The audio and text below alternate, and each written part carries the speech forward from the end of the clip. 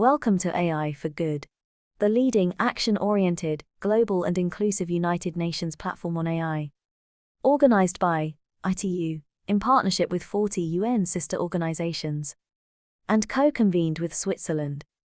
The goal of AI for Good is to identify practical applications of AI to advance the United Nations Sustainable Development Goals and scale those solutions for global impact.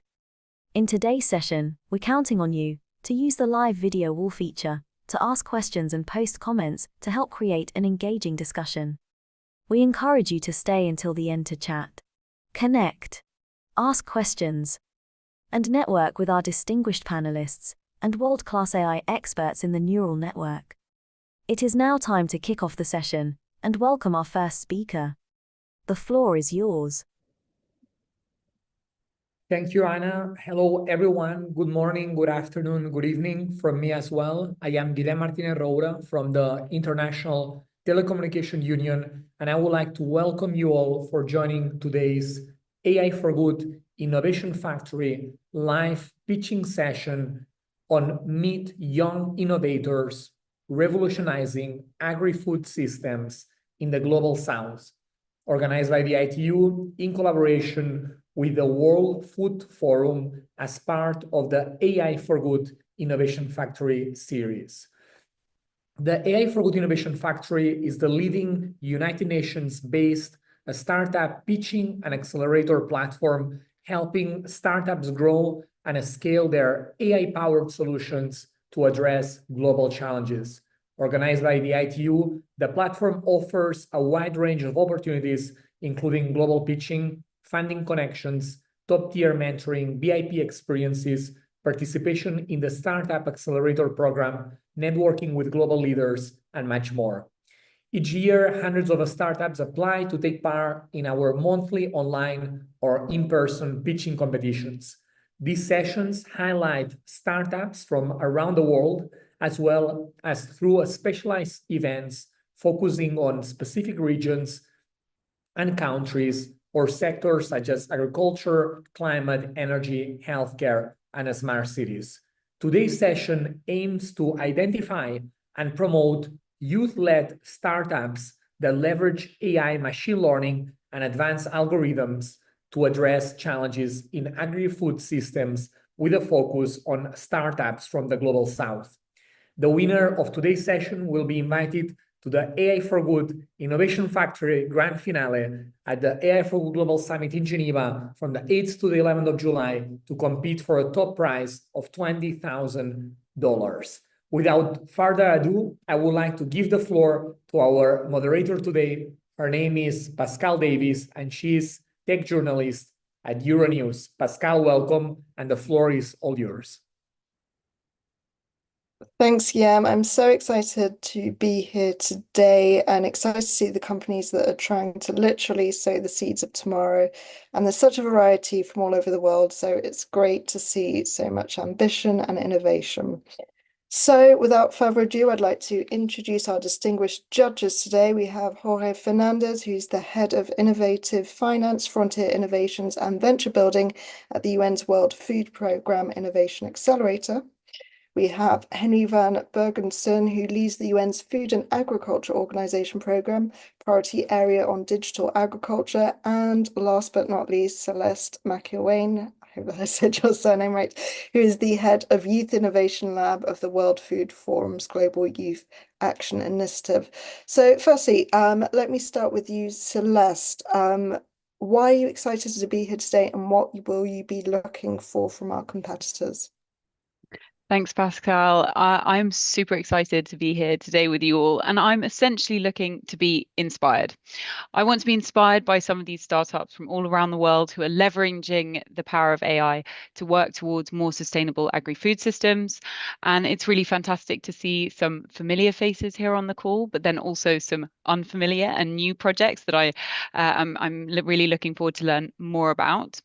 And just a little bit about the World Food Forum, what we're trying to do with it is to create a platform to drive agri-food systems transformation. And each of these startups here today are part of those efforts. So I really commend the work they're already doing, but I want to use this opportunity and sessions like this to learn from each other, to grow together, and to network to increase sort of our collective impact around the world. Thank you.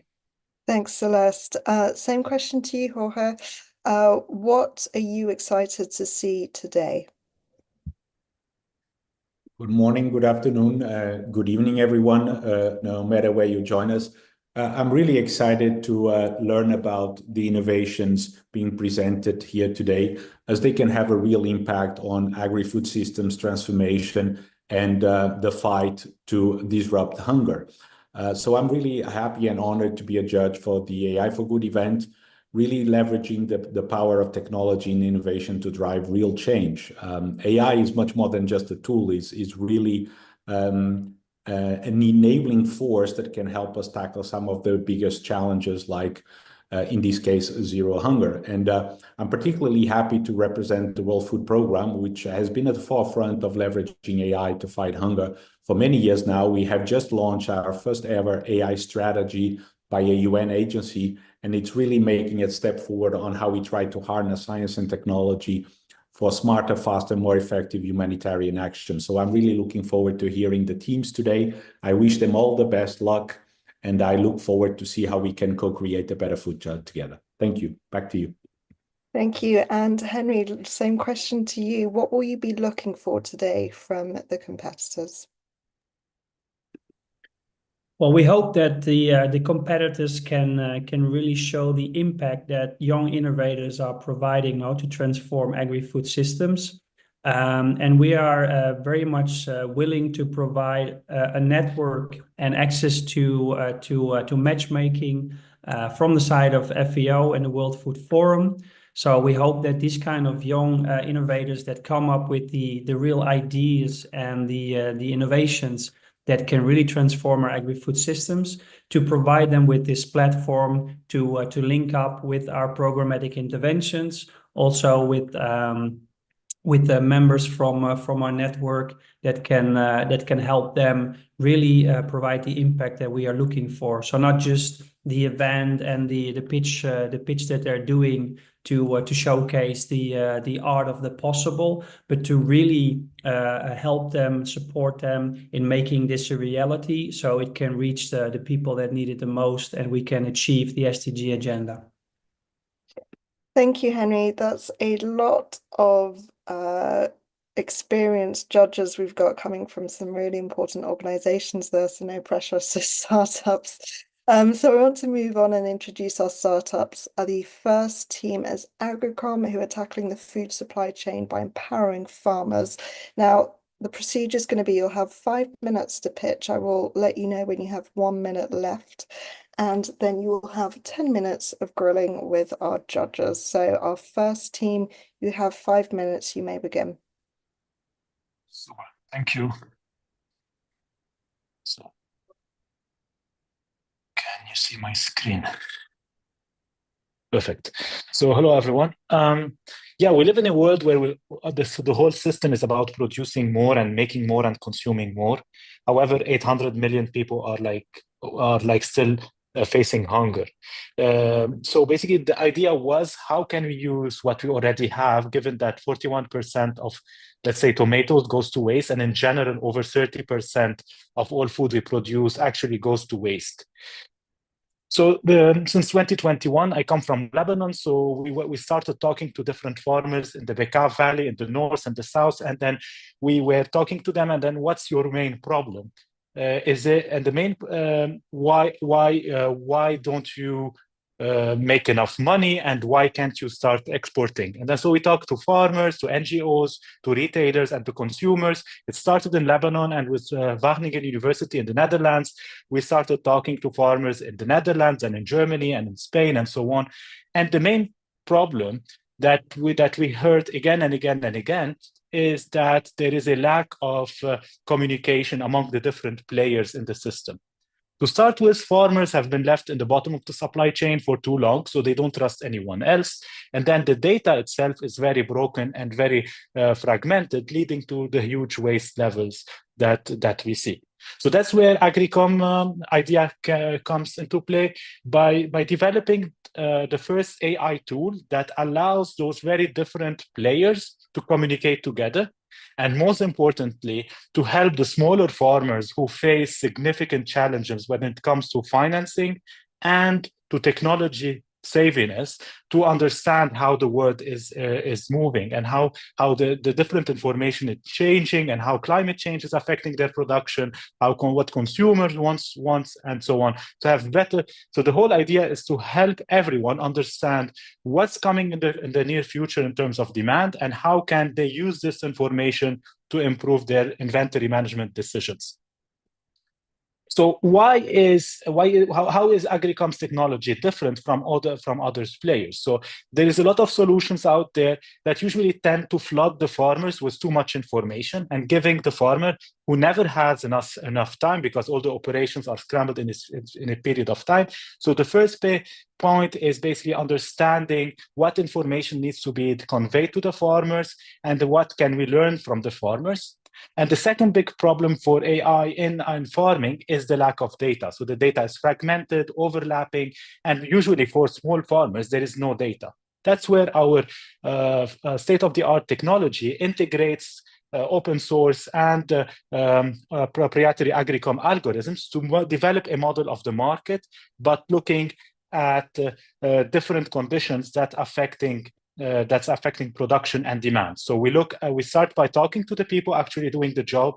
We learn from them, and then we integrate different information on the weather, the economy, and most importantly, social media information with historical trends and events. When is the payday happening? What kind of events are happening? And we use all this information to generate actionable insights for the farmers.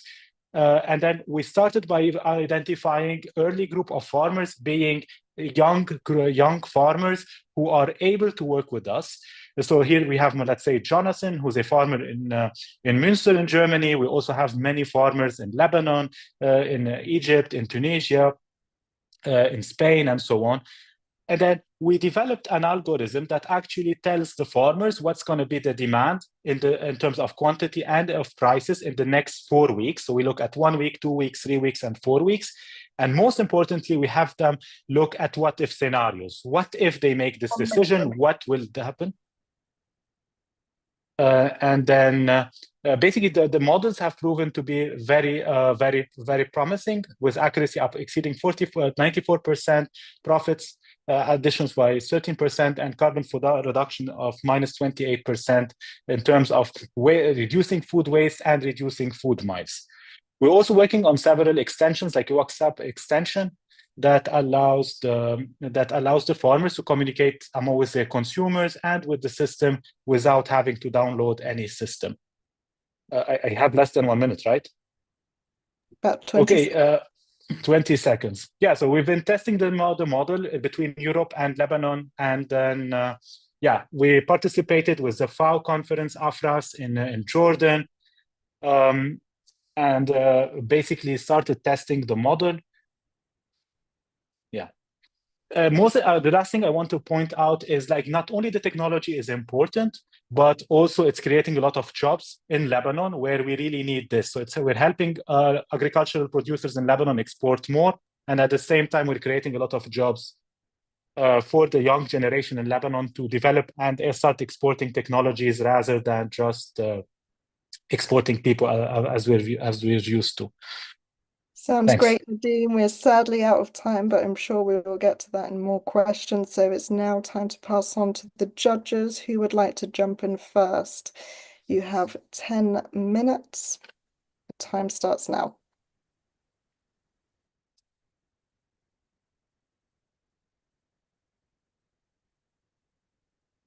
If you can just unmute, Celeste. Yeah, sorry. Thank you so much for that presentation. I'm sorry that you couldn't get through the whole thing. But I was wondering if you could talk a little bit about the accuracy and reliability of the data that you're using and how you ensure that, and especially when you're working with sort of farmers in very different contexts. You talked about Germany, you talked about Lebanon, and so how you mitigate for those different contexts. Thank you. Yeah, so basically the model, the answer is twofold. So basically, once we said forecasting based on historical data that's coming from farmers is almost impossible. So the model actually looks at different factors that affect production and demand, like the weather conditions, economic conditions, the social condition, and so on, and develop a model of the market itself. And so the forecasts are mostly based on generally available data from the FAO, the World Food Program, the Eurostat, and so on. And then based on that, we generate correlation models that allows us to look at indices that look at the different factors and then generate forecasts based on each farmer. So we're not really using the farmer's data to make the forecast, but rather looking at the correlation between the farmer's data and the general indices. So in general, the data is accurate. And then we have feedback loops, both from the farmers and from our research, looking at wholesale market prices and so on, to adjust the model to make sure everything is right. When what about looking at different geographies? That's where, if you only know English and then you want to go and learn French, it's going to be significantly complicated.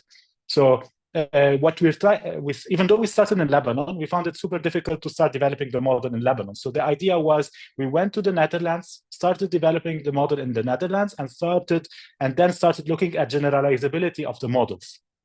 So first we taught the database on data from the Netherlands, and then we went to Germany. So it started getting a wider spread, and then we went from there to Spain and Italy, where we have more data, but and then we taught the models even further, and that's where we introduced robustness analysis, certainty level quantification, and so on. That's where Professor Alessandro Abate from the University of Oxford is very helpful. And from there, we went to less emerging markets. We went to Lebanon, Jordan, Egypt, Tunisia. And then hopefully by 2026, we will be able to go to sub-Saharan Africa. I worked most of my life in Nigeria, so I would really like to see the model working in Nigeria, Nairobi, and so on. All right, let's move on to the next question. We have Henry. Thank you so much for the presentation. I actually have two quick questions, hopefully. So the first one is more related to being able to provide just in time, right? Which has a whole range of advantages, but also there's some risk involved now, especially if you have higher demand, for example. So how do you solve that problem now if you have a higher demand than the model predicted for whatever reason? And considering the revenue stream, who would be let's say the actors that would pay for the service? Would it be the end users, or do you have some other model to have a revenue stream? Thank you. Thank you.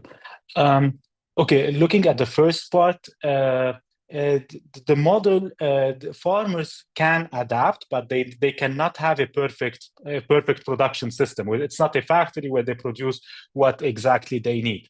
So the biggest benefit we found is with farmer groups, cooperatives, like the Chamber of Commerce in Lebanon or in Grupo AN and so on. So basically, the models allows the farmers to work together in a way that they can complement the information.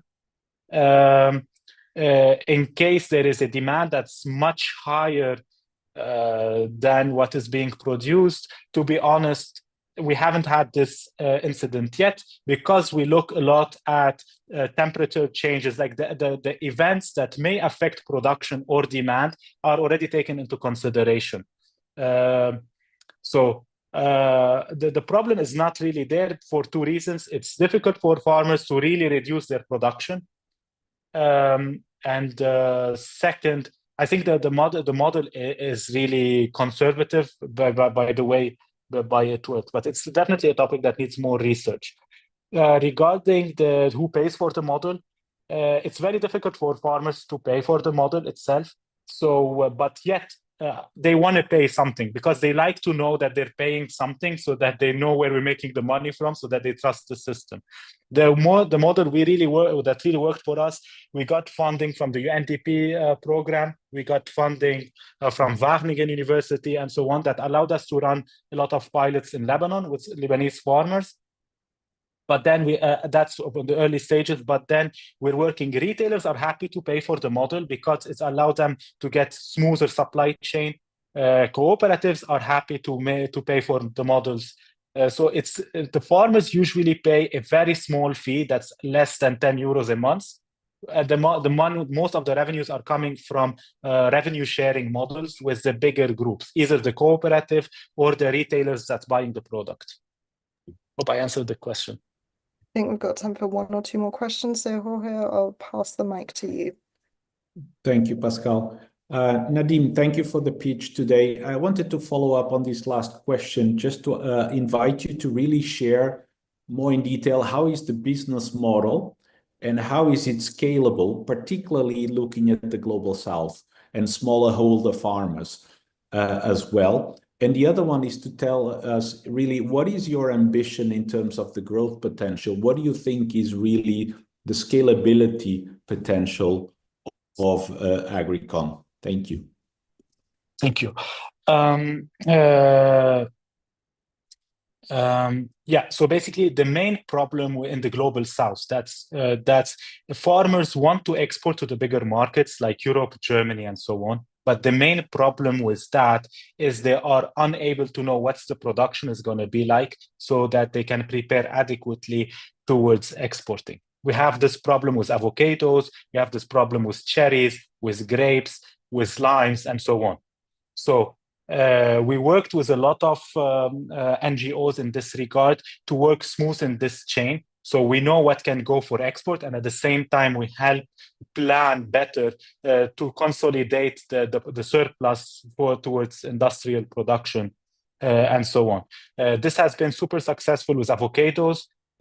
Cherries, we actually have a project running between Lebanon, Italy, and Spain and Portugal, all related to cherries, because you can complement, once you have the information, you can complement the supply chain from one country to another. Where do we want to go? I do believe the adoption will be a bit slow in the beginning. It will be more of exponential, because you have to have early adopters who will tell their friends, and then more farmers will come. Looking at the current numbers, I would believe within 2030, we should be a bit more about more than 25,000 farmers that will be part of the system.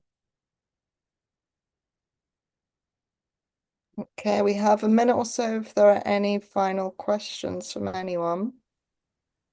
If I may, Pascal, just since Nadine, you didn't have the opportunity, it's always good to add an ask in a pitch. If you had an ask for us today or others listening online, what would that ask be? Yeah, so the Agricom is driven by impact, not by funding. So what we really need is two things: experts and pilot partners. So people who will help us translate what the small farmers want and help them get to them, so that and know what they really need. Because now we're developing this assumption about what they need, and this assumption is different from one country to another. So expert that will help us better understand what we have and communicate better what we want. And second, we're really looking for more and more pilots, especially in emerging countries. So in Europe, people are able to pay for the service. In Lebanon and Egypt, we're working with NGOs, so revenue sharing is allowing us to give the solutions to them. But I mean, as we look at sub-Saharan Africa, as we look at other countries, we're really looking forward to partner with more and more farmer groups, so that we make sure the solution will be accessible to the smaller farmers and not just for the big ones. Okay, Nadim, thank you for that wonderful presentation, and thank you, judges, for those interesting questions. So next up, we have Evet, which is a cloud-based platform that provides on-demand veterinary extension services and agro inputs to farmers accessible via their mobile phones. So you have 5 minutes for your pitch, followed by a 10-minute Q&A. I will let you know when you're in the final minute of your pitch, and your time starts now.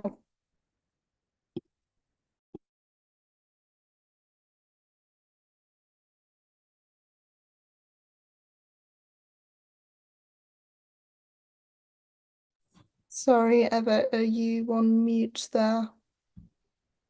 Okay, can you hear me now? Yep, let's restart the clock. Yeah, thank you. So my name is Stephen Nobe. I'm a veterinary doctor in Lagos, Nigeria. If you have actually been to sub-Saharan Africa, a place like Nigeria, you will know that livestock farming is actually a source of livelihood for millions of Africans. But then they are faced with one critical problem, and that is, according to FAO, about 40% of the livestock animals raised by sub-Saharan farmers are actually lost to disease outbreak annually, affecting their productivity and their profit margins. And one major cause of these loss is actually poor access to technical support to help them farm more sustainably, and of course, poor access to veterinary extension services. And having worked with these livestock farmers for over 10 years, consulting for them, I discovered that there's actually a huge gap, right, in the number of livestock farmers we have in a place like Nigeria and the number of veterinary extension agents we have in the country. So we have, for example, for every 10,000 livestock farmers, there's just one veterinary extension agent to serve them. Just imagine the huge gap. So this actually has to be filled, which is why we built Evet. So we've actually built a AI model that could actually help these farmers detect early signs of disease outbreak on their farm, and then provide them personalized recommendation on how to prevent disease outbreak on their farm easily. And something really interesting is that this AI model can actually be accessible via their WhatsApp chatbot. So it's just more like chatting with a WhatsApp, and then the AI is able to make recommendations for them and then consult for them based on the data that has been trained upon. And of course, connect them to a nearby veterinary agent or extension agents where they could actually access veterinary extension services on the go. In addition to this, we also run a network of physical veterinary clinics. We understand that some of these farmers live in rural areas, which they do not actually have access to internet. So we also connect them to a nearby veterinary clinics where they could access climate smart agri inputs and veterinary extension agents on the go. So don't just take our word for it. This is one of our customers in terms of Mrs. Adidosu, who is actually a poultry farmer in a place like Lagos. Unfortunately, she lost almost 20 million naira, that's almost like $20,000 on a poultry farm. And then having used our solutions, she's actually been able to reduce this to near 0% by using our solutions. And our goal in the next couple of years is to help millions of livestock farmers like her to prevent disease outbreak on our farm. So our revenue model is quite simple. We charge a $5 monthly subscription fee for farmers to actually access our WhatsApp chatbot. We charge 10% markup for every vaccines and agri inputs that these farmers access via our physical veterinary centers. Then we charge 30% commission for every veterinary doctors that are booked on our platform. And then we also hope to start monetizing data as in the next couple of years. So our addressable market is $600 million. And then we project a sum of market of 60 million in the next 10 years. And our go-to-market strategy is quite simple. We leverage on digital platforms to reach these farmers.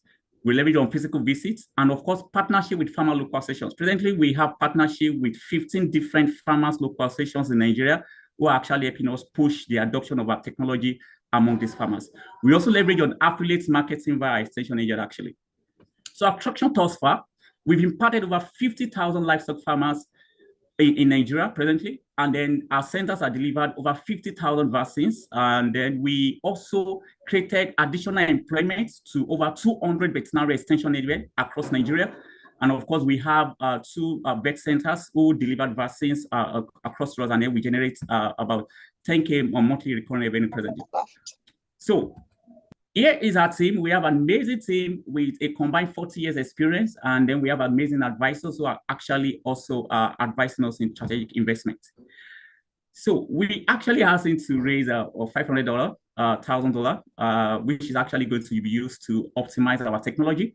Presently, our AI model, actually, we want to see how we could train it to capture local languages. Presently, it could actually relate with farmers in English. So we want to train it in 3 other languages, Nigerian languages, which could actually make veterinary extension services really, really accessible to this farmer. And we're going to use this money to actually achieve that. And of course, we also want to reach out to these farmers via marketing and some other things.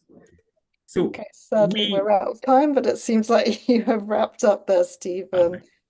So thank you so much for that really succinct pitch, very straightforward. I'm going to pass over to the judges now. You have 10 minutes. Who would like to dive in with the first question? Henry, go ahead.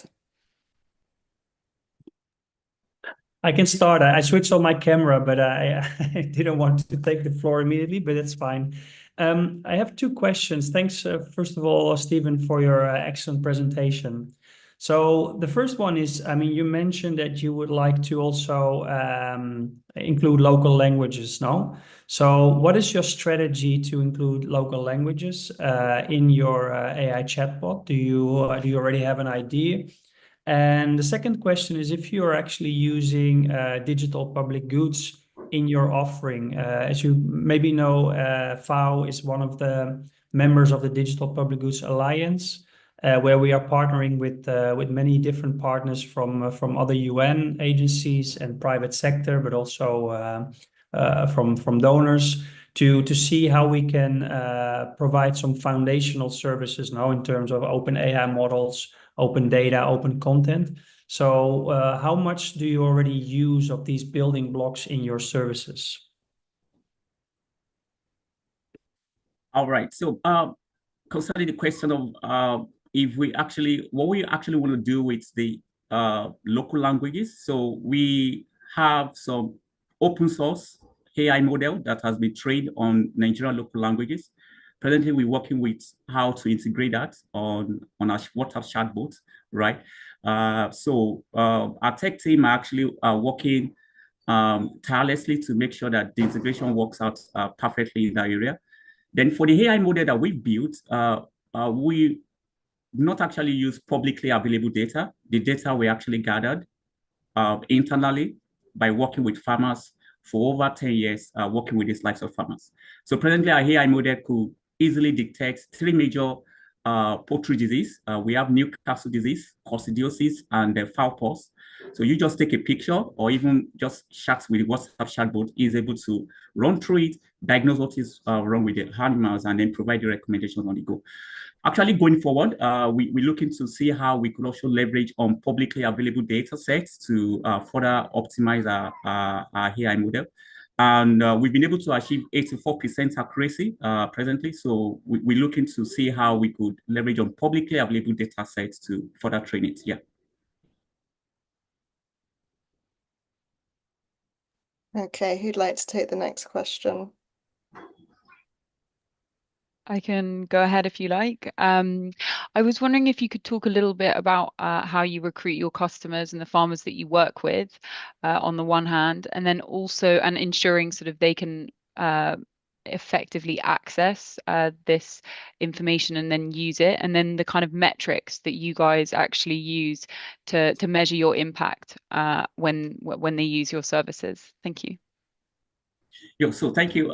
Like I said, these are go-to-market strategy, which we'll be deploying for some couple of years.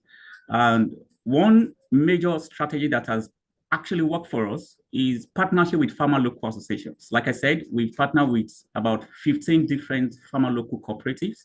So what we do is once we partner with them, they give us access to their farmers, right? And then we're able to bring them on board to explain what our solution does, and then get them to use the solutions easily. So partnership with farmer local associations has actually been a very good game changer to market penetration for us in a place like Nigeria.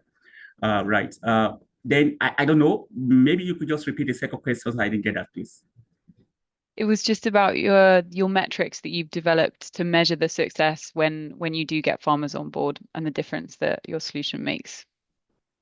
Yeah, so first is the number of users that we actually been able to deploy the solutions among. Then we also do kind of a follow-up, gather feedback from these farmers to further see, hey, you guys have been using our solutions for some time. How has it impacted your farm? So on quarterly, we actually gather feedback from these farmers to measure the impact of these solutions on their farm. Has it been able to reduce the disease break? Has it been able to boost their farm productivity at the end of the day? And these feedbacks has been what will be used to actually measure our impact among them. Yeah.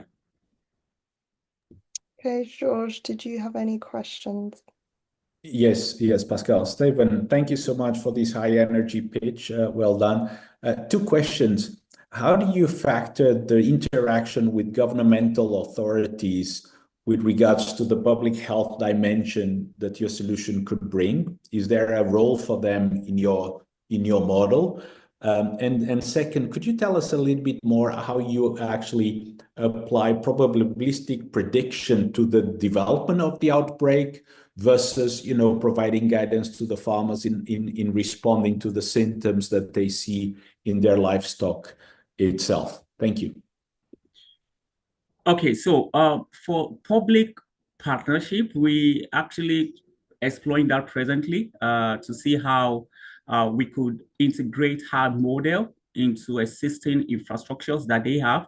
The next action plan for us is to make this model open source for anybody that actually want to use it, right? And then see how we make more money by just charging for the API integrations into their existing infrastructure. So we are looking to that. Is actually a next step for us in our business model. And for the recommendations, I think I may be able to provide a little response to that. I'm not the technical part. It's actually handled by my technology team. But we've actually tested this over and over again, right? That high AI models could actually predict accurately coccidiosis, 3 major diseases, like I said, coccidiosis, Newcastle disease, and fowl pox. And these are the major 3 diseases that are affecting poultry farmers in Nigeria presently. So a model has been trained to actually predict these to 84% accuracy.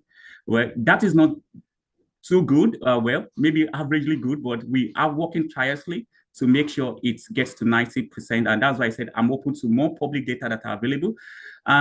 We also kind of bring in some other things, measures, in case that our AI model is unable to actually predict accurately. We have a place where we could connect them to a nearby veterinary extension agent, right? That could actually assist them to further. So in a very complex lake like Nigeria, there is a place for physical kind of contact with these farmers, though they are interacting with their digital technology, but then they still need someone physically to be there to, further assist them on what to do. Yeah. So basically that's how we've been able to figure that out presently. Got a couple of minutes left. If there are any other questions, judges, do raise your hands. If not, I will. Stephen, I wonder, the data that you collect from the farmers, how do you envisage using that? I didn't hear that. Can you come again, please? The data that you collect from the farmers, how do you envisage using that? Yeah, basically it's we are very big on security policy, and we work with Nigeria data protection rights to make sure that we know the data to further train our AI model. Most of the data that we use to further train our model are more like pictures, right? And then data that has to do with diseases on their farm, right? But then their personalized data, those are actually protected under the Nigeria data protection rights. So yeah, we are pretty strict on data privacy. Yeah. Okay, excellent. If there are no more questions, there's about a minute left if anyone wants to jump in. If not, I will go on to our next pitch. Okay, no. Sounds like Stephen, you answered everything in the pitch. So congratulations on that pitch. And we will move on to our next startup, which is called Faminga. So Faminga is a cutting-edge smart farming solution designed to enhance agribusiness in Africa. So without further ado, I will let them say exactly how that works. So your 5 minutes starts now.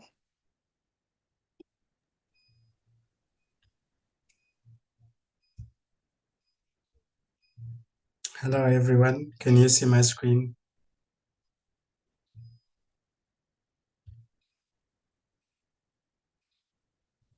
Hello. Can you see my screen? Yep. Yeah, Jean-Claude, we can, yeah. Yes, thank you. Thank you so much. My name is Jean-Claude. I am the CEO and founder of Faminga. At Faminga, we are helping farmers to become more climate resilient, maximize their yield, and grow financially by making data-driven decisions, solving the three main problems that the farmers face.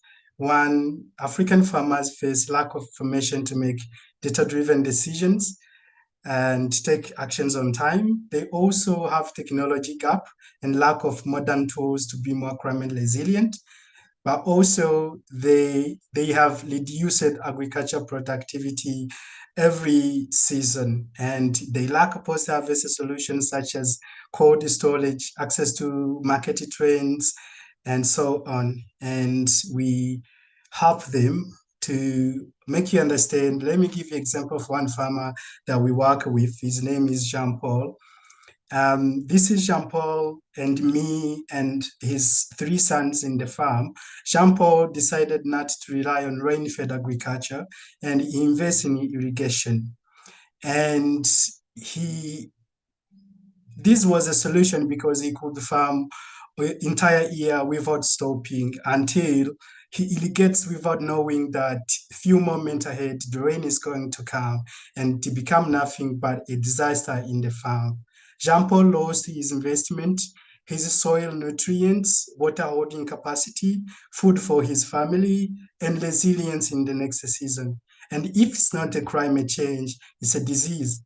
Same as the other African farmers, when they find a problem on one crop in the entire farm, they spray the chemical pesticide, destroying the health crops because they react more faster to the chemicals and they destroy the organic organisms, harming the environment. We have developed a solution to help these farmers from soil preparation up to the market access, providing tools such as IoT devices that can monitor temperature, humidity, telling them when to irrigate, how much water to give to their plants, what best seeds for their soil, and so on. And also we have developed a model that can detect diseases, telling the farmers if they are going to face the pest or diseases in the future, getting early warnings and weather prediction. We've developed our solution to be easy. It's a plug and play, and we have integrated multiple African languages, local languages for the farmers. We are targeting smallholder farmers through cooperatives, helping them to increase their yield, maximize their income, become more climate resilient, and creating more job opportunities. The market opportunity is huge because currently we are starting in Rwanda, but planning to go to Kenya, Uganda, and Tanzania. And we are talking here about 3.8 billion US dollars total available market. And our revenue model is simple because we work with the customers, which are farmers, and we work with the agribusinesses on installment because farmers can pay as they go, or services or subscription based. We have quite achieved the milestone and we tested the pilot. We have the market product ready and planning to launch this year.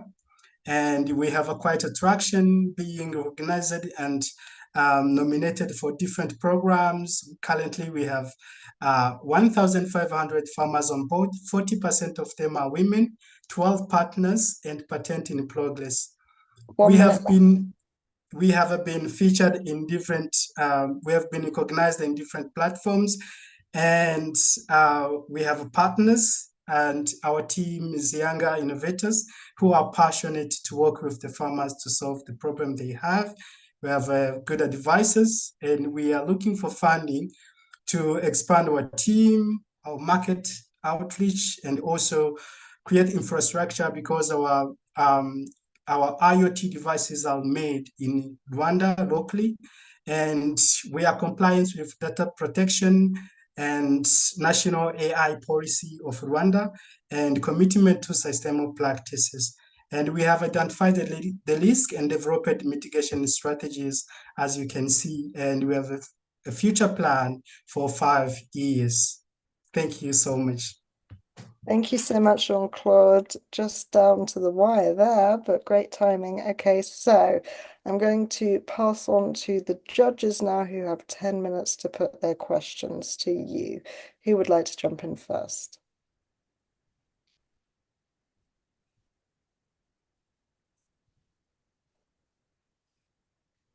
Which of our judges would like to step in? Celeste, okay, go Yeah, ahead. I can go ahead. I was wondering if you could talk about any of your possible competitors and how you're different from them in this market, and then also elaborate. I know you showed the slide about your sort of scaling plans and growing into new contexts and markets, but maybe you could elaborate on that because you didn't have time during the pitch. Thanks. Yeah, thank you so much. I did not really explain the landscape, the market landscape. There are a lot of competitors in this landscape, but what differentiates us from us is we help farmers from soil preparation up to the market access. So we are with them. And also, we do not just end there, because we co-create solutions, bringing the other agribusiness players on our platform, so that we can create the post-harvest solutions like a cooling storage and transportation, marketing trends, and those who are in e-commerce in agriculture. They also use our platform so that they can serve their clients from soil preparation, not just at the post-harvest. And also, we have integrated the model that works offline. We use the model that does not require internet, which is crucial in Africa, where smallholder farmers do not have the connectivity in their areas. And we are using the devices that don't require technical support. It is plug and play.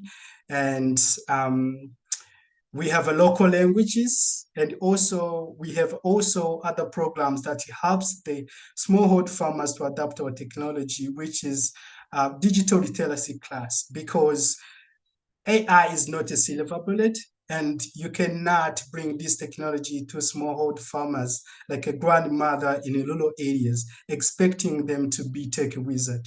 What we do, we train them before we give them this technology so that they know what they're doing, and we make it simple. When we talk AI, it's not a farmer going on chatbot and prompt. No, the farmer needs to know when to irrigate, when to mitigate the diseases that may come to their farms, and they need actionable insight, not just telling them this is the pH of the farm.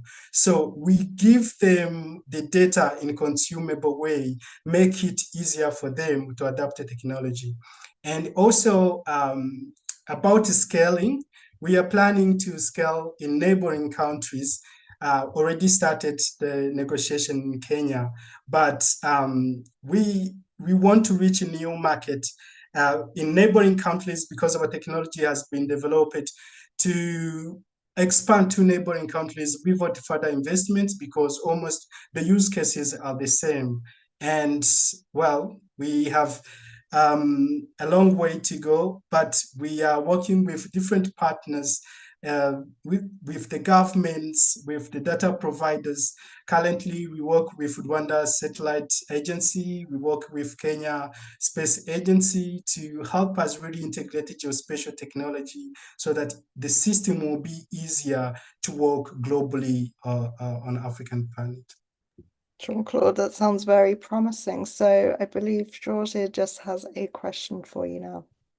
Yeah, thank you, Pascal. Jean-Claude, thank you again for your pitch today. Very interesting. Can you tell us two things? How are you leveraging AI in your model, especially if that is mostly proprietary or self-developed AI, versus how much are you integrating available forecasting tools, particularly on weather patterns, as that seems to be an integral part of your model? Thank you.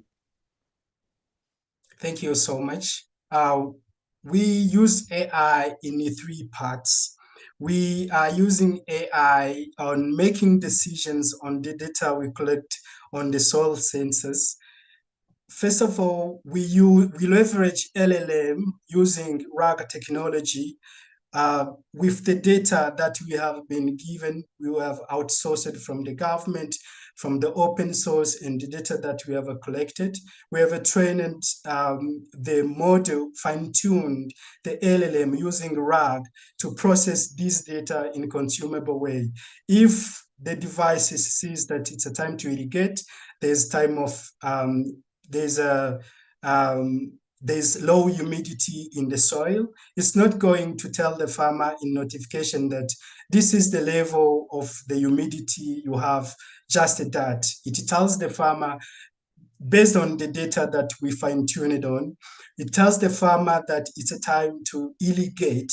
And when the water is enough, the soil sensors sends the data to the server, and the model process again those data so that it tells the farmer, stop irrigating them, the water is enough. And also for disease detection, we trained the model to detect plant diseases.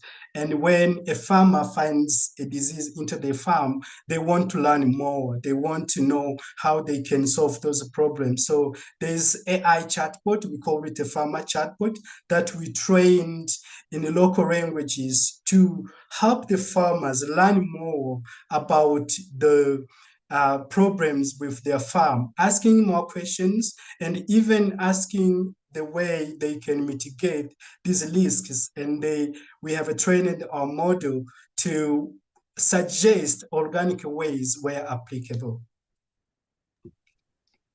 Okay, our last question is from Henry. Go ahead. Thank you very much, Jean-Claude, also for the answers to the question. I wanted to ask you, from your perspective as a startup, what would be the best way that we as different organizations that have a lot of knowledge now available in different forms, what would be the best way for you to make the best use of that? So I'm thinking about some of the geospatial models now. As you know, in FAO, we have many different geospatial models in our agroinformatics platform and hand-in-hand geospatial platform. Most of them, they are actually open source, Creative Commons 4.0, so you can use them. But what is the best way that you can make use of them? For example, information about soil, water productivity, agriculture stress, that can be useful for the farmers. And also the same for advice now. So rightly you mentioned you want to provide actionable advice, now actionable insights to farmers, not to provide them with just a number, but also with advice on how they can act, for example, if they detect a disease, plant disease, or if they detect water stress, for example. So what of the content and the knowledge that is available within the providers of this content and this knowledge from UN, for example, FAO, but also from the local governments, can you actually use to have a high quality service offering, so you are confident that you will provide the farmers with the right advice at the right time and in the right place? Thank you so much. Great questions. First of all, I think We've been collecting data, government have been collecting data, agencies have been collecting data, but not really make this data consumable directly to the smallhold farmers. What these data will be used for example, we've been collecting data from the farmers, but what farmers says is that your colleague was here, meaning another company, collecting the same data.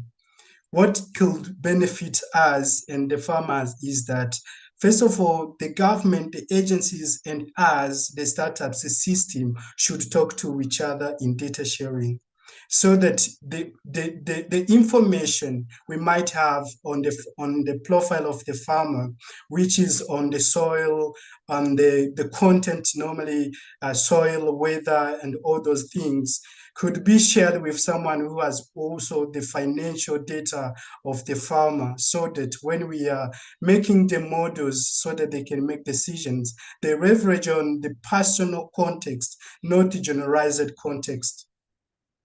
So what I mean here is that if you have a data and I have data, they should really make it easier for the farmers to consume, make it accessible to the farmers, and contextualize it, because one farmer's farm situation is different from another, even though they might be the neighbors. So giving the contextualized solution using those data that we have collected, that will be more useful. So building the profile of the farmer, and then use the profile to use the data that we have to design the solution tailored to specific farmers. And I'm not sure if I answered all those just questions. out of time there, Jean-Claude. But before we get to our next startup, thank you, Jean-Claude, and our judges for the questions. Just to let our audience know that if you have questions, do drop them into the chat, and I will be able to ask them while the judges are making their decision. So next up, we have our final startup, which is Senso Agro. Solutions which enables growers to cost efficiently better and higher yields while using fewer of the world's limited resources. So your 5 minutes starts now. Thank you, Pascal. Last but not least, I'm Miller Rajendran, founder, CEO of Sense Agro Solutions. We are a South Asian company based out of Sri Lanka. Sense Agro is a cutting-edge, data-driven agriculture tech ecosystem tailored for the global South. So Sense Agro addressing the critical challenges faced by smallholder farmers in the global South, especially in South Asia, Southeast Asia, and East African regions. So we're focusing on climate vulnerabilities and agriculture value chain inefficiencies in the traditional farming practices. And it's not attractive path for the next generation as well. So unlike existing solution, which is designed for the Western part of the world, we try to bring solution that relevant, tailored, and hyper-localized specifically for these 500 million smallholders around the world. We focus on making agri-tech services affordable, hyper-localized, where a smallholder farmer without a literacy level can use the technology. So considering all possible weak links, we are building a platform that handhold efficiency from farm to fork. So SenseAgro DigiPlan, a crop agnostic sensor powered precision agriculture system designed to revolutionize farming practices. It supports all three critical layers of smart farming. It's not just monitoring. We apply crop specific intelligence to analyze and AI specific advisories and automate treatments without human intervention. So we eliminate human errors and mistakes happens on the conventional and traditional practices with inorganic farming and other practices. By eliminating guesswork associated with traditional farming, SenseAgro empower with data-driven insights and automated solution enhance productivity and reduce errors.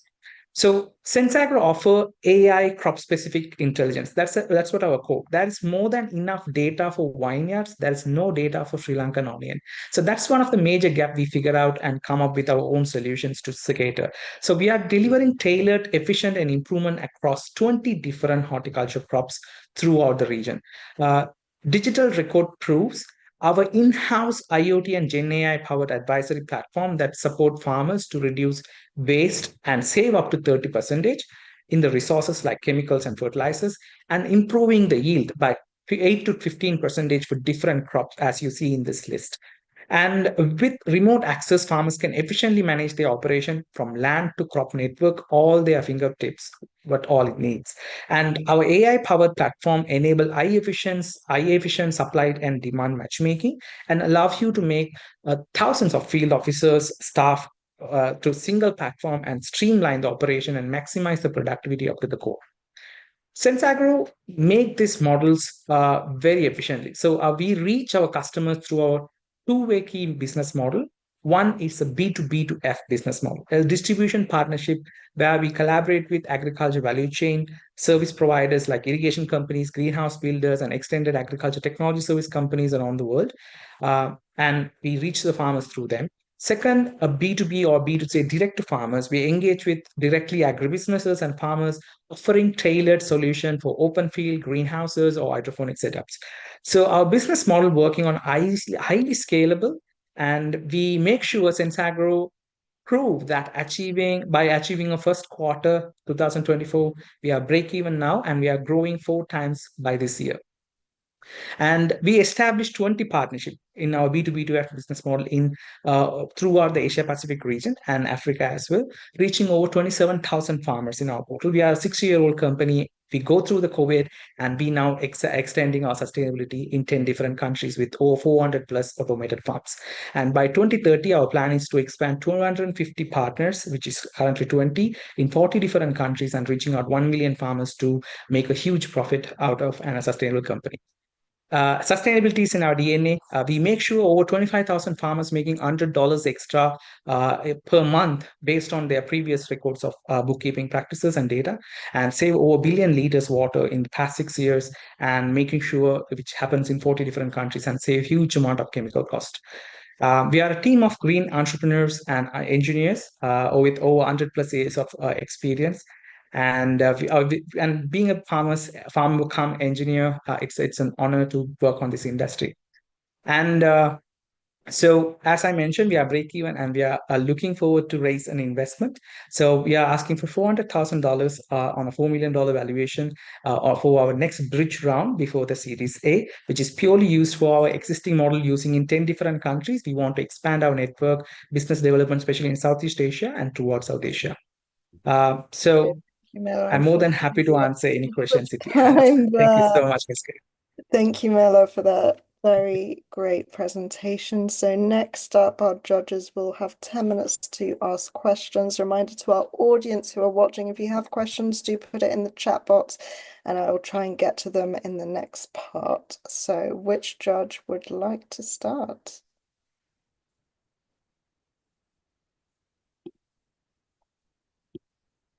Can I come to you, George? Great.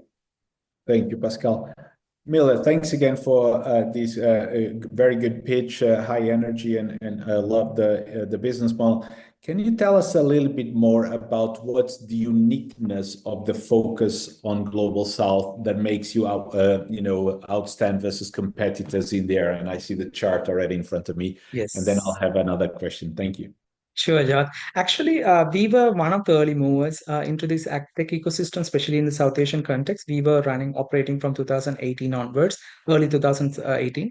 And it was a very hard struggle. It's been 4 years to understand what's the right model, what is exactly finding the gap, surviving the COVID.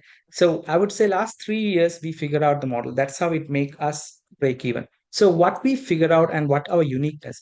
So there is more than enough data source developed for the global West, which is corporate farming, individual own hundreds of acres.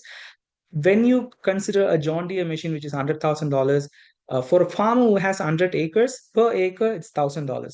But if you take a Sri Lankan farmer, he owns just 1 acre or less.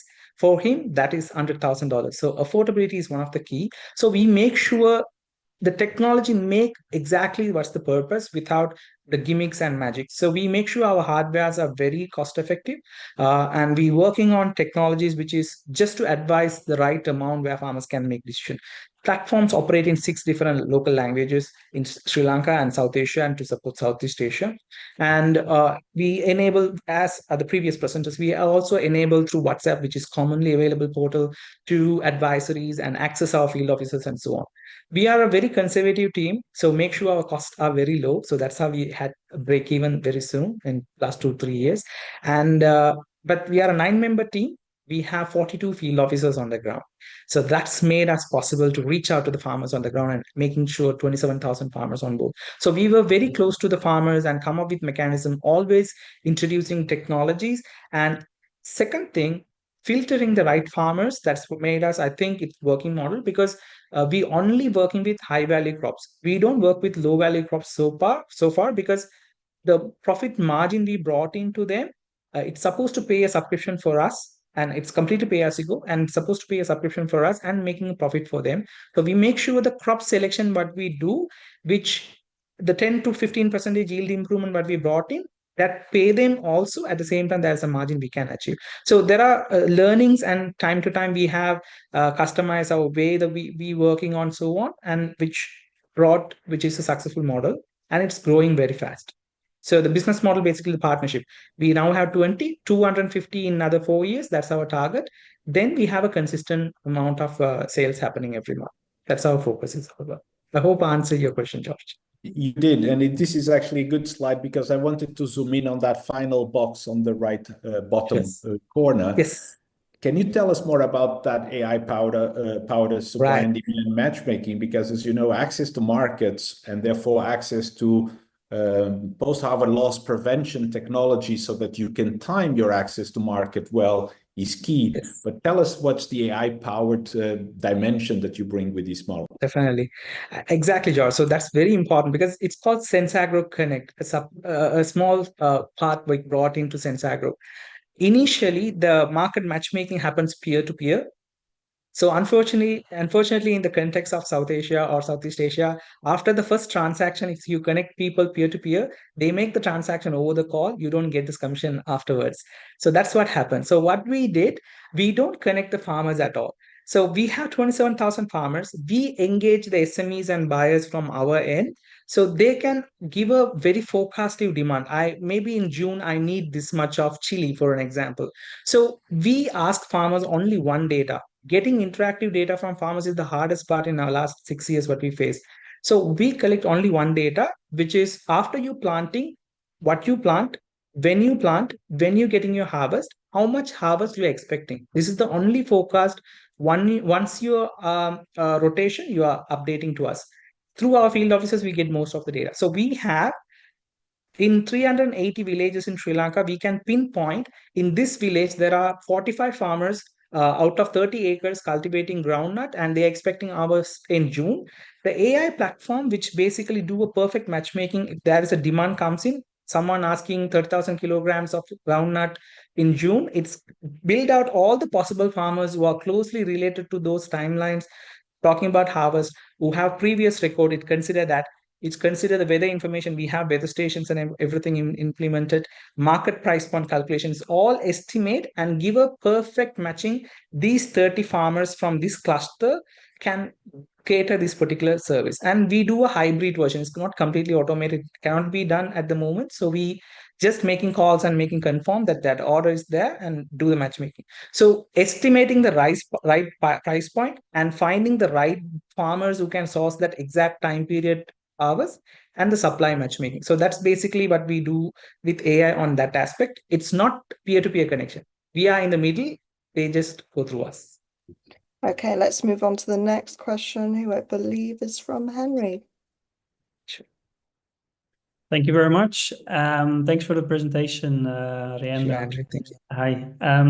I had basically two questions. Now, one is around the issue of trust with the farmers now, and also with the consumers in terms of quality now, if you do the matchmaking. So Yes. how did you tackle that issue with your company? And the second question is more related to the data sources that you are using, a bit similar to a previous question I had, if you're also considering the use of digital public goods, open data in your service offering, or if you're mostly dependent on the use of sensors and in situ information. Sure, definitely, Andrew. So we plug in a lot of data, especially for the weather prediction. Even we use FAO's or WebPro data, and Soil Doctor. We are just considering to implement more in terms of understanding on that context. We have spatial data integrated through satellites, which is open source and so on. And we also have our own weather stations and stuff to cater our own decision making price point from the market and Central Bank of Sri Lanka and different part. So we gather huge amount of information from the APIs, and we also have our own data source with digital sensing, participatory sensing, mostly added by farmers. Mostly added by extension officers, very few amount added by the farmers, honestly speaking. So the way we building the trust, definitely that's the first question when we talking to the farmers in terms of the IoT part of it. How this piece of plastic going to work on my farm and grow the improvement? So we solve that problem by you don't want to pay anything, but we make sure that we working only with 3 months crop rotation crops. So we pay up, we don't charge a single rupee in front. They take the technology. We wait for 3 months because that's the crop rotation period. They sell the crop and they're getting a marginal improvement and they pay our subscription. So we choose the crop wisely so farmers see the value, and if you don't see the value, you can get rid of it. It's all plug and play. We can change and shift. Since 2018, we started working on 2020. We started our first pilot project and so on. Up to now, it's 400 farm. We have 95% retention on our subscription-based farm model because they see the value.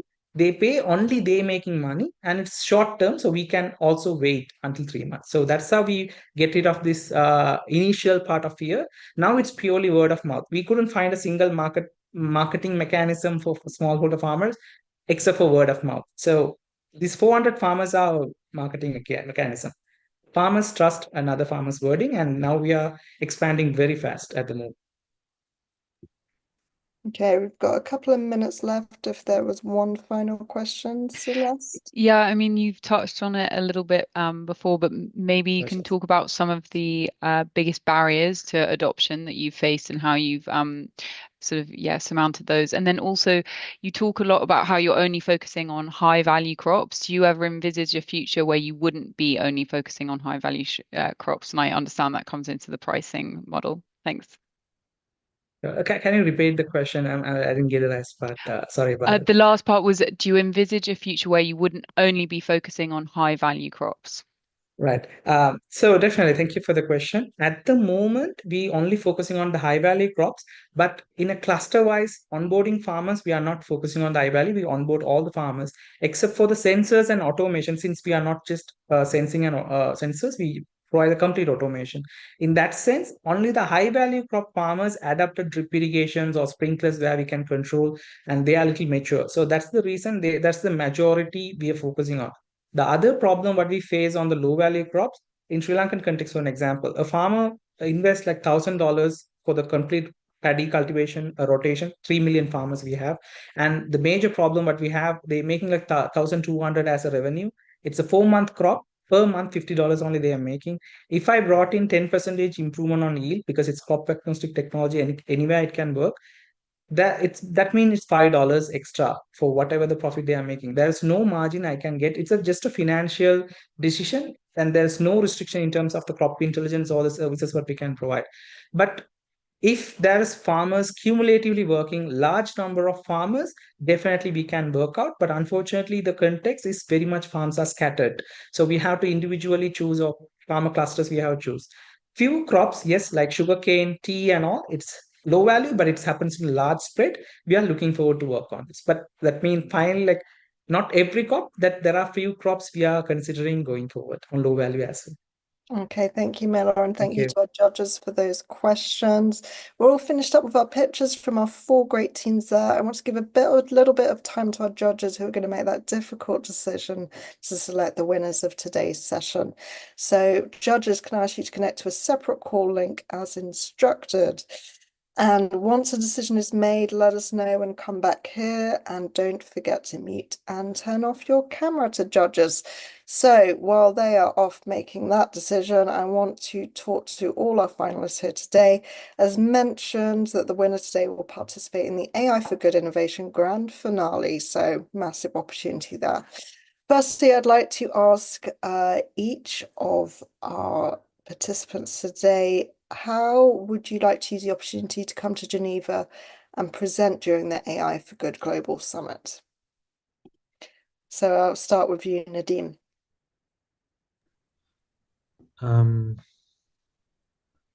Yeah, I mean, as I said, and when answered asked by the judges, I mean, we're really looking to more accessibility to a wide representative range of users. So I think really being part of the convention will allow us to talk to like the different UN organizations that are really active in sub-Saharan Africa or in Southeast Asia and so on. That would really allow us to spread to new territories, and this will have a huge impact in the development of our solution. I think that's the biggest benefit for us. Mm-hmm. Jean-Claude, can I ask you that same question? How would you use the opportunity? If you can just unmute your... Okay. All right. Thank you for the question. I think the opportunity will be connecting to the people who can help us to refine our model, reach more customers, expand to neighboring countries, and investment opportunity, of course. Mm-hmm. And Stephen, welcome back. I want to ask you also, how would you use the opportunity in Geneva, and what would it enable your company to do? Yeah, thank you, Pascal. So it's actually going to be really a great experience for us going to Geneva. We were there last year, networking with amazing startups, and so this is actually going to be more bigger than what we had last year. And what we're going to do is to actually secure some strategic partnership to access more data, more technical support, and possibly to even scale to Europe because our next step is to make our AI model open source. I want to see how we access more data in other parts of the continent apart from Africa to further train and validate our solution. So sure, it's going to be really great, fun, insightful, secure more strategic partnership, and possibly scale our solutions to Europe. Yeah, thank you. And since you were there last year, can I ask you what excited you about the summit? How did you find it? What was your experience? Yeah, it was really great. I wasn't in the summit last year. I was in startup days. Last year, so it wasn't actually the summit, but it was really amazing. Met a couple of startups that we're still connecting with presently. Yeah. Okay, and Miller, I want to ask you also, how would you, well, firstly, have you been to the summit? And secondly, how would you use the opportunity for Sins Agro? Yeah, Pascal. I mean, definitely. I mean, I have participate similar events, but not in AI for Good. It's definitely something I'm looking forward to collaborate. So every event there are some interesting things happen through us. So it's always something curious to collaborate with the international community. To give an example, I participate on Asia Pacific Innovation Summit happens in Singapore during COVID. So one of the judging panel was from the Saskatchewan State Agriculture Minister of Canada. She liked the concept. They at the same time they working on a project called Diefenbaker River project, which is 500,000 acres, and there's an irrigation project coming in. I was on timely. I'm pitching there. So she gave a personal contact and she connected with the University of Saskatchewan and so on. Within 4 months, we deploy in Canada, which was not in our radar at all. So which is a large scale farming concept. So, and it's still working. For 3 years, we working with the university and the State Ministry of Saskatchewan. So these type of interesting synergies could happen. We met our first investor, seed round investor at Mobile World Congress in Spain. So I think it's always good to explore more different aspect happening. Today also I learned a lot the way the teams are working. So definitely those will be adapted in long term. So looking forward to explore what's the globe do in terms of this industry. Yeah, I can definitely say it's a massive international community that gathers for the summit, and really important startups, companies, speakers, everyone across the board. So it's really exciting to see. And of course, that in-person connection is everything. I know we're speaking remotely today, but bring everyone together. So that brings me to my next question, which you've all sort of talked about the importance of connecting with farmers, speaking with them. And a lot of that is being able to communicate in the local languages. So I want to ask you, how is AI helping this communication? First question, I will ask that to you, Nadine. I mean, we're in an age where we're moving from the lack of information to the lack of quality information. And I believe we're being flooded with too much information, most of which may be only partially true. And this is creating a lot of confusion, especially amongst the farmers and the different partners we're working with. So I think AI is helping this data revolution to become smarter, so that you get access to the right information and you make good sense of it. It's helping the communication become smarter in general. And Jean-Claude, same question to you. It sounds like for Minga also that connection with the farmers, being able to speak the right languages. How important is that, and what advances is AI bringing with that? Or if you could just unmute. Yes, thank you for the question. I think AI is helping us to even process these data in a different way, identifying the patterns that we have never been able to identify, and also making it accessible, and we are playing with the data in different ways, which enables to make it consumable to everyone.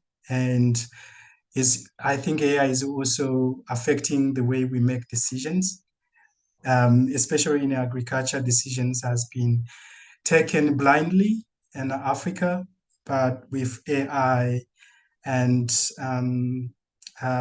languages, local languages, technology, everything is being shifting to data-driven decisions.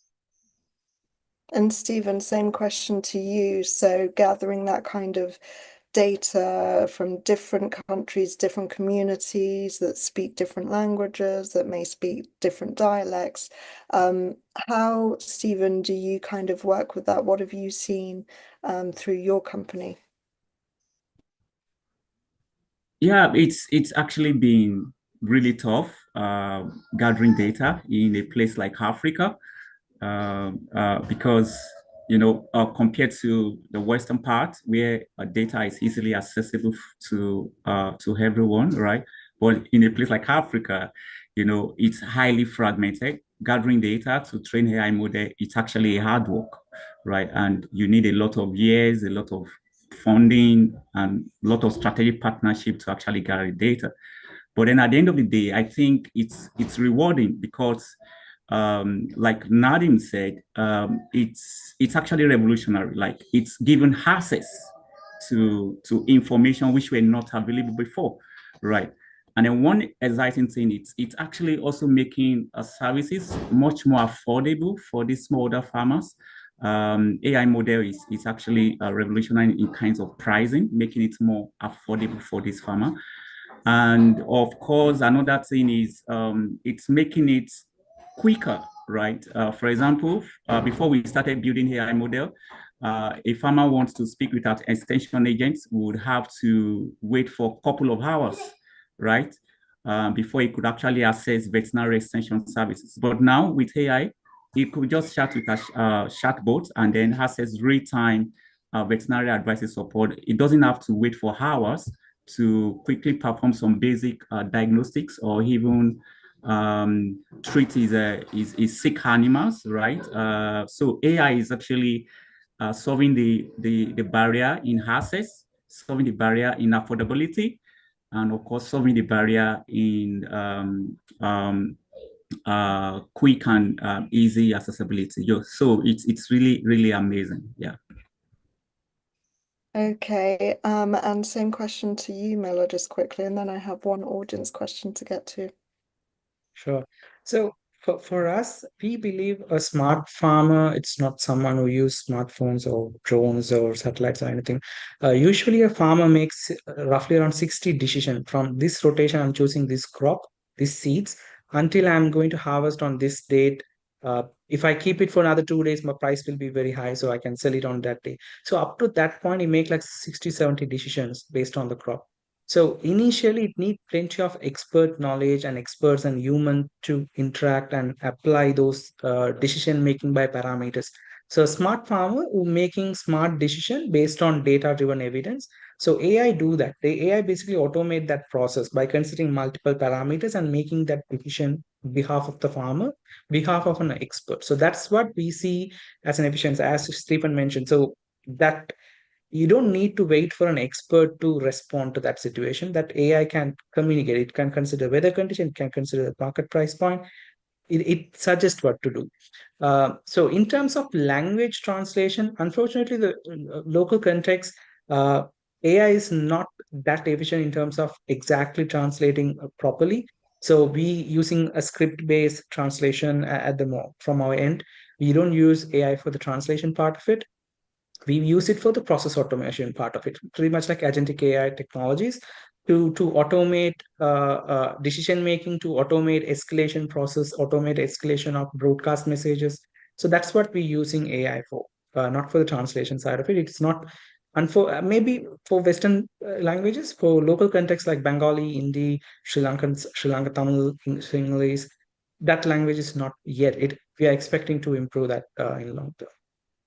Okay, thanks for that. So let me get to our first audience question. Audience, if you are there, you can put a question in the box and I'll try and get to it. So what is the most common barrier to adoption by small farm holders? Is it trust, lack of expertise, or willingness to pay? I'm going to put that first question to you, Nadim. I think trust. Farmers have really been abused by so many ways for so long, for several centuries. I mean, and they're really looking to see where are you gonna rip them off, you know? I think that's really the biggest problem, in addition to like the famous financial and knowledge gaps, but it's really trust. That's the main problem. And how, as a tech company, do you come in and say, trust us, farmers, we will help you? To be honest, we don't come in and we don't tell them, trust us. We just found the people who are ready to trust. We work with those. We give a positive experience. And then we let farmers, who are the only people that other farmers trust, share those experiences. So we have early adopters spread around the globe, and then we let them do the sales for us as brand ambassadors. And then, we share potential revenues and so on, with them to incentivize them to bring more farmers. Okay, so it's impossible to convince anyone to trust you. Yeah. Okay, Jean-Claude, would you agree with that? Do you think trust is the biggest barrier to farm holders? And what are your ways to overcome that? Yeah, exactly. We are distracting the way that farmers have been farming for a very long time, inherited from their parents. So changing the narrative, their mind, is not easy until they see the results. For us, what we do normally, we learn pilot projects, training them and showing them the results. And like Nadim said, the early adopters are the ones to witness the power of your technology and then being your ambassador to other fellow farmers to trust you.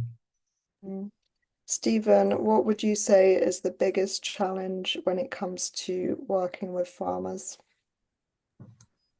Yeah, I think I would like to go with what my other colleagues have said. Trust is, believe me, it's the biggest in a place like Nigeria.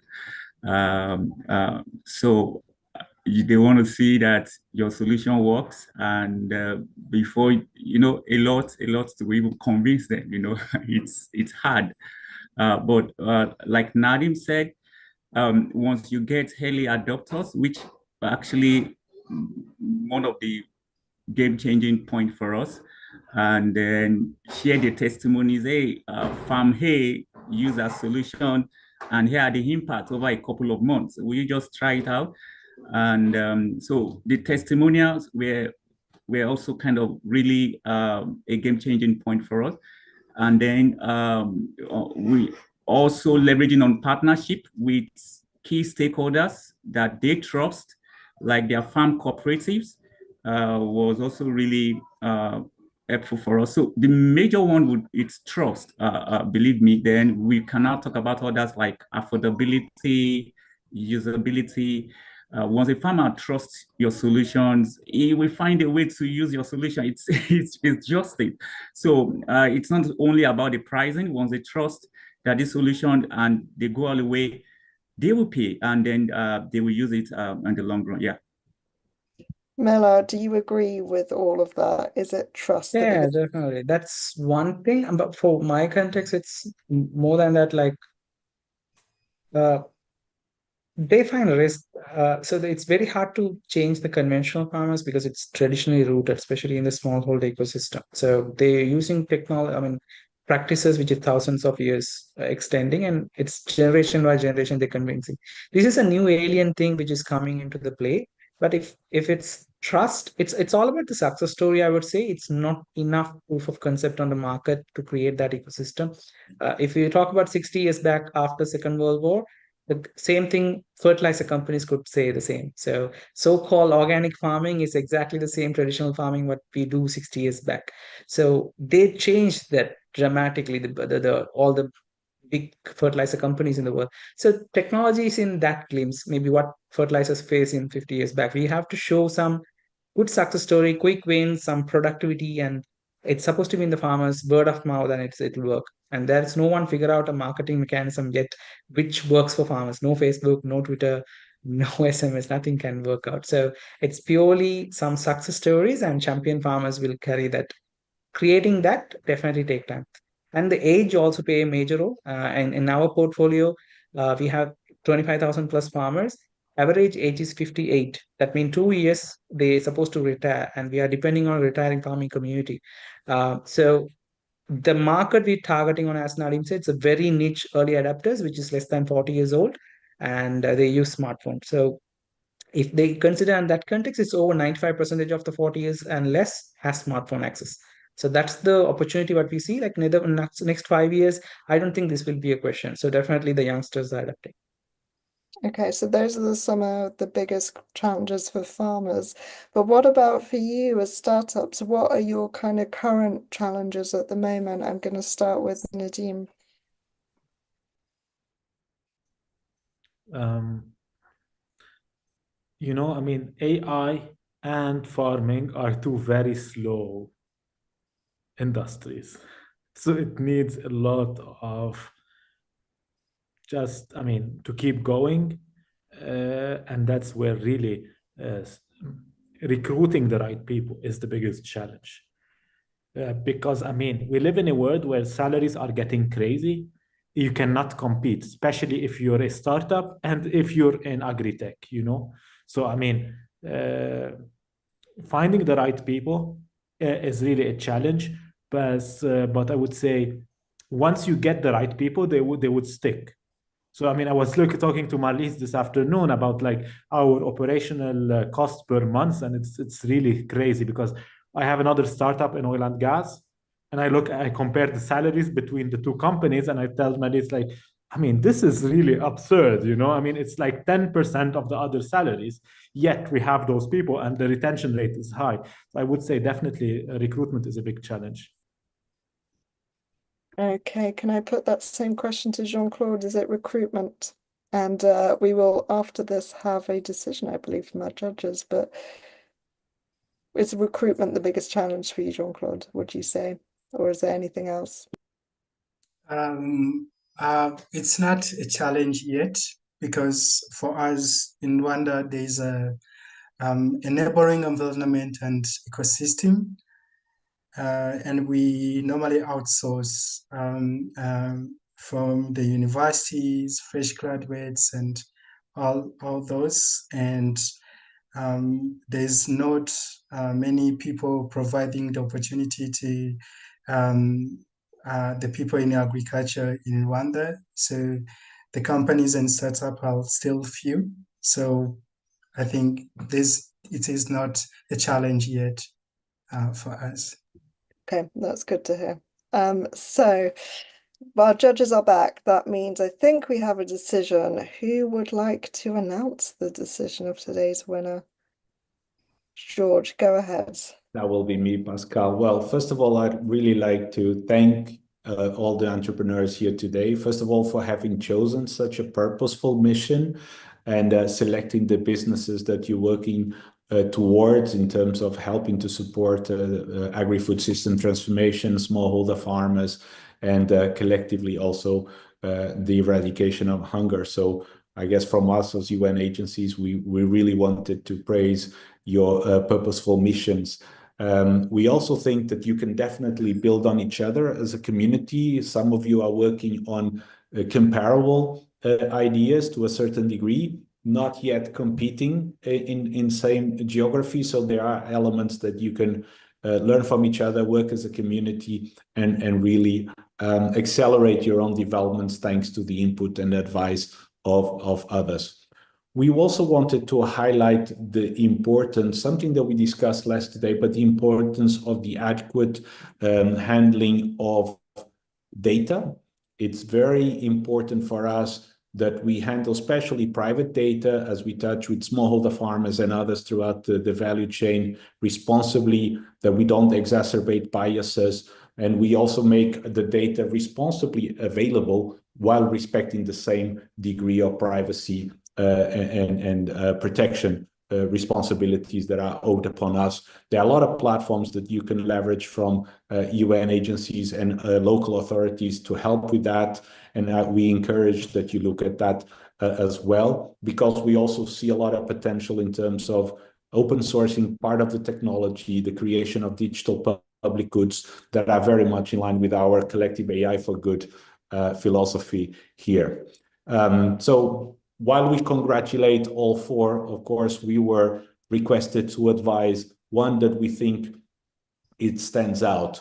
And the choice we took was because we saw a lot of value in terms of return to the local communities, from the farmers all the way to the potential public health system, but that also comes with a certain responsibility. So from that point of view, Stephen, we really thought that EVAT was a very different offering, a very different type of business model. We like the combination of digital and physical with the clinics.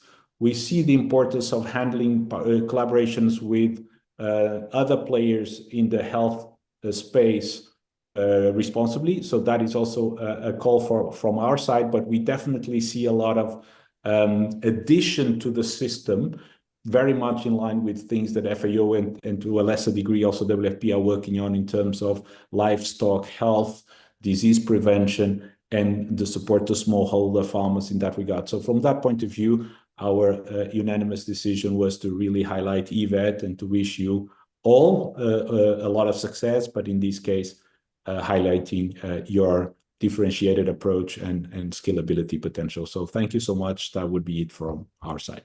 I don't know, Henry, Celeste, if you want to add some closing remarks, if we have time, knowing that we are over time. We have a few minutes to go ahead. I can just quickly reiterate, yeah, well done to everyone. It was a pretty difficult decision that we had to make, and we were really, really impressed with all of the projects that you're developing. And I impress the point about community and really learning from each other at this juncture, and that it was interesting that we had 3 projects that were all sort of quite similar. So I do encourage you all, if you are, I don't know, you have issues or problems, to reach out to each other and learn from each other. This is what we're trying to do in the Youth Innovation Lab, is really create a community of innovators all around the world. So that would be wonderful.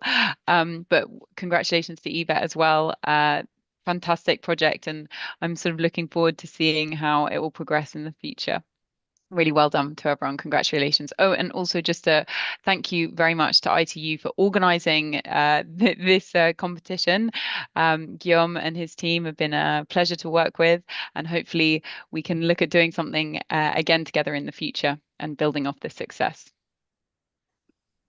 And also congratulations from my side for all the teams for participating. I mean, really great solutions. And congratulations to you, Stephen, for winning this session. It was really nice for us to learn from your experiences so far. And also an extended offer from my side, like Celeste, to really engage with us, engage with each other, but also engage with us through the Science Innovation Forum and the World Food Forum that will happen in October in Rome, and to really use the network that we have to the best in the best way. Thank you all.